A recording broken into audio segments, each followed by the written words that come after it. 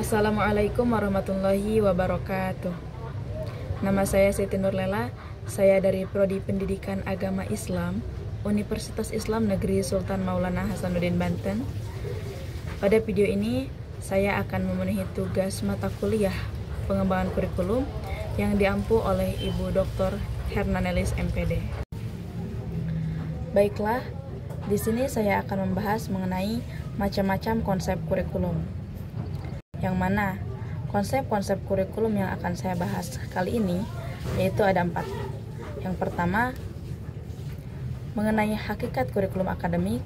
Yang kedua, mengenai hakikat kurikulum humanistik. Yang ketiga, hakikat kurikulum rekonstruksi sosial.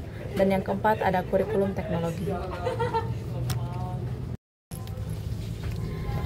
Adapun untuk pembahasan yang pertama yaitu mengenai hakikat kurikulum akademik, yang mana menurut Dr. Nana Sujana tahun 2005, kurikulum adalah tekad dan harapan yang diaplikasikan ke dalam bentuk rancangan atau program pendidikan yang dilakukan oleh para pengajar di sekolah. Kurikulum sebagai niat dan rencana, sedangkan pelaksanaannya adalah proses belajar mengajar. Dalam proses ini akan terjadi interaksi antara pengajar dan siswa sebagai koresponden pelaksanaan pendidikan dan pengajaran. Dan adapun menurut pengertian lainnya, kurikulum akademik ini adalah seperangkat rencana dan pengaturan mengenai tujuan, isi, materi, dan metode yang akan digunakan untuk mencapai tujuan pendidikan di tingkat akademik. Kurikulum ini juga lebih berfokus pada pencapaian kompetensi pengetahuan yang lebih mendalam dan teoritis. Nah, dan adapun ciri-ciri kurikulum akademik ini, yang pertama, fokus pada pencapaian kompetensi akademik dan intelektual pada siswa. Yang kedua, yaitu materi pelajaran yang lebih mengarah pada teori dan konsep-konsep dasarnya. Kemudian yang terakhir, yaitu mengutamakan pada pengembangan potensi individu secara intelektual. Nah, dan adapun tujuan dan manfaat kurikulum akademik itu sendiri, yang pertama, menyediakan dasar yang kuat untuk pengembangan ilmu pengetahuan. Kemudian, membekali siswa dengan kemampuan analitis dan pemecahan masalah. Dan yang ketiga, menyiapkan lulusan yang mampu berkompetisi di dunia kerja dan pendidikan lanjutan. Nah, dan adapun contoh kurikulum akademik itu sendiri sama halnya seperti kurikulum di perguruan tinggi seperti Universitas Indonesia, Universitas Gadjah Mada, maupun universitas kita sendiri yaitu di UIN Sultan Maulana Hasanuddin Banten. Nah, adapun selanjutnya yaitu mengenai kelebihan dan kelemahan kurikulum akademik, di mana kelebihan kurikulum ini yaitu dapat menyiapkan individu dengan kemampuan intelektual yang tinggi dan fokus pada pengembangan keterampilan akademik pada siswa. Dan adapun kelemahannya ini yaitu kurang berfokus pada keterampilan yang praktis dan pengembangan pada karakter siswa. Di mana ruang lingkup kurikulum akademik itu sendiri yaitu berfokus pada bidang studi yang teoritis, di mana meliputi mata pelajaran wajib dan pilihan yang berkaitan dengan disiplin ilmu tertentu.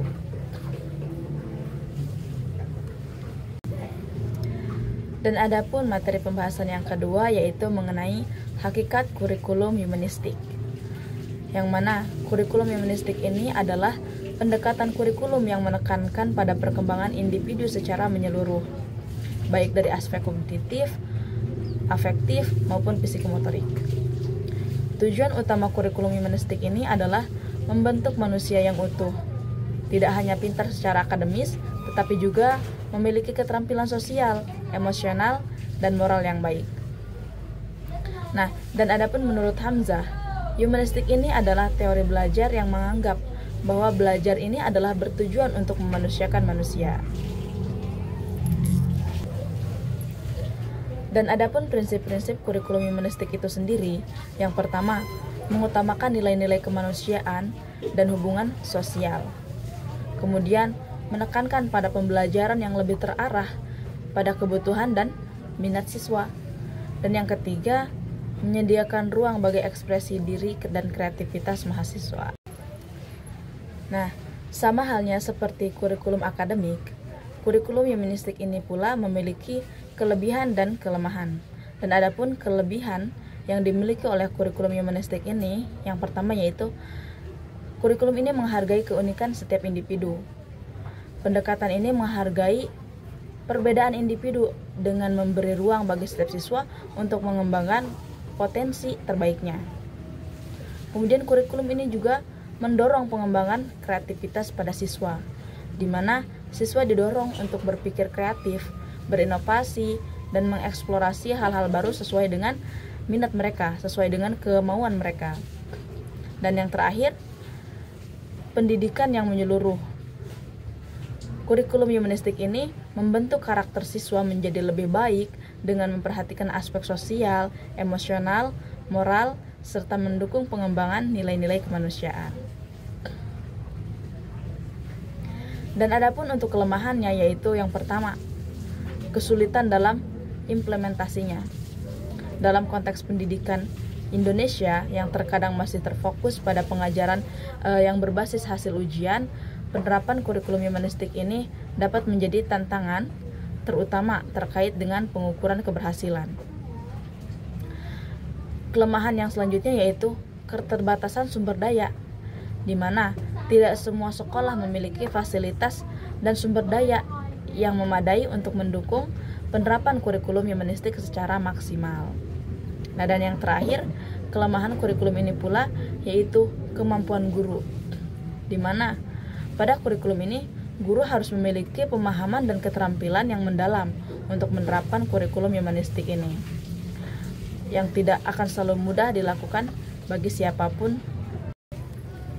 Nah, contoh daripada kurikulum humanistik ini sendiri yaitu seperti sekolah alam, di mana sekolah ini menekankan pembelajaran yang menyatu dengan alam, memberikan pengalaman langsung kepada siswa untuk belajar melalui kegiatan alam dan sosial. Kemudian satu contoh lagi yaitu Montessori, di mana Montessori ini menggunakan metode pembelajaran yang menekankan pada kebebasan siswa untuk mengeksplorasi minat mereka dalam berbagai bidang, baik bidang akademik maupun non-akademik. Dan adapun ruang lingkup kurikulum humanistik ini yang pertama dari pembelajaran akademiknya. Mata pelajarannya ini yang memfokuskan pada pengembangan ilmu pengetahuan dan keterampilan kognitif. Yang kedua, pengembangan karakter, di mana proses pembentukan karakter dan nilai-nilai moral yang diperlukan dalam kehidupan sosial. Adapun ruang lingkup yang ketiga yaitu di keterampilan sosial, di mana kurikulum ini berfokus pada pembelajaran yang membangun keterampilan sosial, komunikasi, dan kerjasama antar individu. Dan adapun untuk ruang lingkup yang terakhir yaitu pada pendidikan emosional, di mana kurikulum humanistik ini mendorong siswa untuk memahami dan mengelola emosi mereka dengan cara yang sehat. Nah, baiklah, untuk pembahasan materi yang ketiga yaitu mengenai kurikulum rekonstruksi sosial, di mana rekonstruksi sosial ini adalah proses perubahan dalam struktur sosial dan norma yang berlaku di masyarakat. Tujuannya untuk menciptakan masyarakat yang lebih adil, lebih harmonis, dan lebih berkeprimanusiaan dalam pendidikan. Rekonstruksi sosial ini dalam pendidikan mengarah pada perubahan cara pandang terhadap pendidikan yang bisa menciptakan kesetaraan dan perbaikan kondisi sosial masyarakat. Adapun menurut Reves pada tahun 2013 adalah bahwa materi kurikulum yang disajikan kepada siswa tidak hanya menyoroti ketidakadilan sosial, tapi juga harus memicu respon emosional dalam diri siswa sehingga mereka merasa terpanggil untuk mengambil tindakan dan menemukan cara untuk mengatasi ketidakadilan yang mereka identifikasi. Dan adapun untuk prinsip-prinsip kurikulum rekonstruksi sosial ini pula, yaitu yang pertama, perubahan sebagai dasar, di mana rekonstruksi sosial ini berfokus pada perubahan yang bersifat fundamental dalam struktur masyarakat. Kemudian prinsip yang kedua yaitu adanya keberlanjutan. Proses rekonstruksi ini harus berkesinambungan dan tidak bersifat sementara. Yang ketiga, keadilan sosial. Keadilan sosial ini adalah salah satu tujuan utama rekonstruksi sosial, di mana keadilan sosial ini akan menciptakan masyarakat yang lebih adil dan merata. Kemudian yang terakhir yaitu ada partisipasi aktif, yang dimana kurikulum rekonstruksi sosial ini mengharapkan masyarakat agar bisa aktif dalam proses perubahan sosial. Dan sama halnya seperti kurikulum-kurikulum sebelumnya, bahwasanya kurikulum rekonstruksi sosial ini pula memiliki kelebihan dan kelemahan. Adapun kelebihan daripada kurikulum rekonstruksi sosial, yang pertama yaitu dapat menciptakan kesetaraan sosial yang baik. Dan yang kedua, dapat membuka peluang untuk transformasi sosial yang lebih besar. Dan adapun untuk kelemahannya sendiri, yaitu proses perubahannya yang sangat lambat dan akan penuh tantangan. Kemudian, potensi konflik yang terjadi dalam masyarakat yang belum siap menerima perubahan.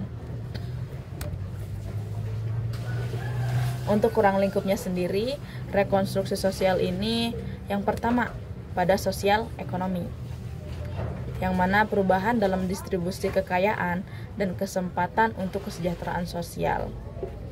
Kemudian, ruang lingkupnya pada budaya, yaitu penyusunan kembali norma-norma budaya untuk menciptakan keseimbangan sosial. Kemudian yang terakhir ada politik, di mana perubahan dalam sistem pemerintahan yang lebih demokratis dan adil. Dan adapun contohnya yaitu seperti reformasi pendidikan di Indonesia, di mana pendidikan di Indonesia ini mencakup perubahan sistem pendidikan untuk memajukan kualitas dan kesetaraan akses pendidikan. Dan salah satu contohnya pula, di mana perubahan dalam struktur keluarga yang menekankan pembagian tugas yang lebih merata pada suami dan istri. Setelah pembahasan kurikulum-kurikulum tadi, akhirnya sampailah kita pada pembahasan kurikulum yang terakhir, yaitu pembahasan kurikulum teknologi. Di mana pengertian kurikulum teknologi merujuk pada pembelajaran yang terintegrasi dengan pengembangan teknologi, dengan fokus pada pengetahuan dan keterampilan yang relevan untuk pengembangan dunia teknologi. Di mana tujuannya kurikulum teknologi ini adalah untuk mempersiapkan peserta didik agar siap menghadapi tantangan di dunia yang terus berkembang dalam bidang teknologi. Teknologi yang dapat diintegrasikan ke dalam kurikulum pembelajaran menurut Sales dan Ritchie 1994 terdiri dari teknologi cetak, teknologi audiovisual, teknologi berbasis komputer, dan teknologi yang terintegrasi dengan menggabungkan berbagai sarana pendukung sistem belajar. Untuk prinsip-prinsip kurikulum teknologi sendiri yaitu yang pertama, prinsipnya inovasi, di mana inovasi ini mengintegrasikan teknologi baru dalam proses pembelajaran. Kemudian yang kedua ada fleksibilitas. Kurikulum yang dapat disesuaikan dengan pengembangan teknologi yang cepat. Kemudian yang ketiga, relevansi, di mana kurikulum ini berprinsip mengajarkan keterampilan dan pengetahuan yang relevan dengan kebutuhan industri dan masyarakat. Kemudian untuk prinsip yang terakhir yaitu keterlibatan praktis, di mana penggunaan alat dan aplikasi teknologi dalam pembelajaran sehari-hari. Kurikulum teknologi ini pula memiliki kelebihan dan kelemahan. Tentunya sama seperti kurikulum sebelumnya. Dan ada pun kelemahan pada kurikulum teknologi ini yaitu yang pertama, adanya ketergantungan pada perangkat dan teknologi yang bisa memunculkan kesenjangan pada akses. Kemudian yang kedua, diperlukan pendanaan yang besar untuk pengadaan fasilitas teknologi. Namun, adapun pada kelebihannya yaitu dapat meningkatkan keterampilan teknis siswa, dan yang kedua, membuka kesempatan bagi siswa untuk mengakses informasi dan sumber belajar yang lebih luas. Nah, dan adapun ruang lingkup kurikulum teknologi ini pula yang pertama pada pendidikan komputer dan informasi, di mana kurikulum ini fokusnya pada penggunaan teknologi informasi dalam kehidupan sehari-hari. Kemudian ruang lingkupnya teknologi rekayasa, yaitu mengembangkan keterampilan dalam merancang, mengembangkan, dan memelihara teknologi. Dan adapun ruang lingkup yang terakhir pada kurikulum ini yaitu robotik dan otomatisasi, yang mana ruang lingkup ini pembelajarannya tentang sistem otomatis dan robotik dalam dunia industri dan manufaktur. Dan adapun contohnya dari kurikulum teknologi ini yaitu yang pertama, kurikulum STEM. STEM itu adalah singkatan dari Science, Technology, Engineering, and Mathematics, di mana kurikulum pada STM ini berfokus pada pembelajaran interdisipliner di bidang sains dan teknologi untuk mempersiapkan siswa menghadapi tantangan di masa depan. Dan untuk contoh yang kedua yaitu kurikulum pendidikan komputer dan teknologi informasi, di mana pada pendidikan komputer dan teknologi informasi, kurikulum ini mengajarkan keterampilan komputer dasar hingga pengembangan perangkat lunak. Dan adapun kesimpulan dari beberapa kurikulum tadi yaitu yang pertama dari kurikulum akademik, di mana kurikulum akademik ini berfokus pada pengembangan pengetahuan dan keterampilan akademis peserta didik. Kemudian kurikulum humanistik ini menekankan pada pengembangan potensi individu secara utuh baik secara emosional, sosial, dan intelektual. Kemudian kurikulum rekonstruksi sosial ini berfokus kepada perubahan sosial dan perbaikan masyarakat melalui pendidikan. Untuk yang terakhir yaitu mengenai kurikulum teknologi. Kurikulum teknologi ini adalah berorientasi pada pemanfaatan teknologi untuk meningkatkan proses pembelajaran pada siswa. Kurikulum ini menekankan pada penguasaan keterampilan teknis serta kemampuan untuk menggunakan dan mengembangkan teknologi dengan efektif. Baiklah, mungkin hanya ini yang dapat saya sampaikan, kurang dan lebihnya mohon maaf. Terima kasih. Wassalamualaikum warahmatullahi wabarakatuh.